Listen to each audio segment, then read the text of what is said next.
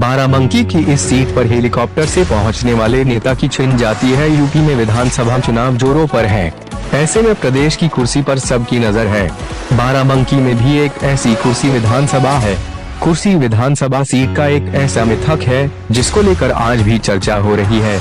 दरअसल यहाँ कोई भी पार्टी का राष्ट्रीय नेता, स्टार प्रचारक या मुख्यमंत्री हेलीकॉप्टर से जनसभा करने जाता है तो वे अगली बार सत्ता की कुर्सी पर वापसी नहीं कर पाता है, यानी सत्ता से हाथ धोना पड़ता है। इसे मिथक कहिए या चुनावी टोटका, लेकिन यहाँ की जनता और इतिहास इसे सच कहता है। मायावती, कल्याण, अखिलेश, सबकी चल गई सत्ता। एक नहीं कई मुख्यमंत्री और राष्ट्रीय स्तर के नेता हेलीकॉप्टर से आए और फतेहपुर के नेशनल इंटर कॉलेज के मैदान में चुनावी जनसभा करने के बाद लौटते ही अपनी सत्ता गंवा बैठे। इसका शिकार सियासत के कई दिग्गज जैसे लालू यादव, मायावती, कल्याण सिंह और अखिलेश यादव समेत कई नेता बन चुके हैं। नोएडा के बारे में मिथक है कि यहाँ पर आने वाला मुख्यमंत्री अगली बार सत्ता में वापसी नहीं कर सकता है। अब बाराबंकी जिले की कुर्सी विधानसभा की फतेहपुर तहसील भी मनहूस टोटके की श्रेणी में आ गई है।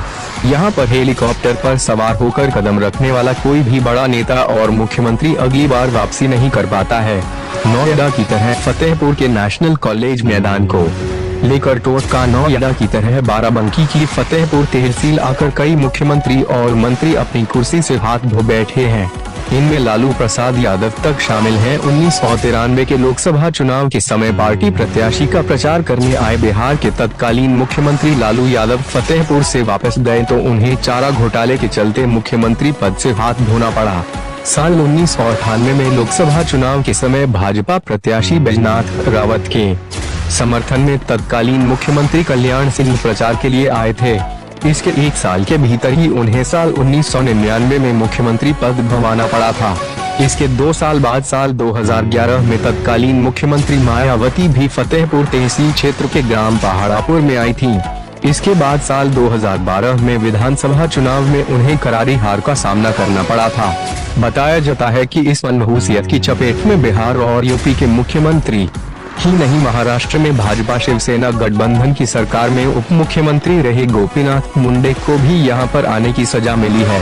इसके अलावा अटल बिहारी वाजपेयी सरकार में केंद्रीय मंत्री रहे प्रमोद महाजन भी इस श्रापित जगह के मिथक का शिकार हो चुके हैं। 2017 में तत्कालीन मुख्यमंत्री रहे अखिलेश यादव भी हेलीकॉप्टर से यहां महिला पॉलिटेक्निक का उद्घाटन करने आए थे। साल 2017 के विधानसभा चुनाव के नतीजों में उन्हें सीएम की कुर्सी गंवानी पड़ी थी।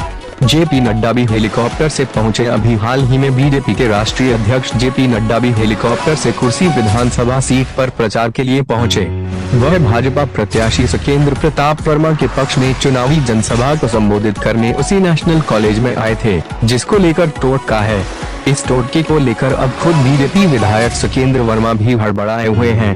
बीजेपी विधायक सुकेंद्र वर्मा ने शुरुआत में चुनावी टोटके से इनकार किया, लेकिन बाद में कहा, रही बात जेपी नड्डा जी के हेलीकॉप्टर की, तो यह नेशनल कॉलेज के मैदान में नहीं उतर रहा है, वह मैदान पुरवा में उतर रहा है। इसलिए अगर आपको उस टोटके पर शंका है तो उसका भी समाधान हम लोगों ने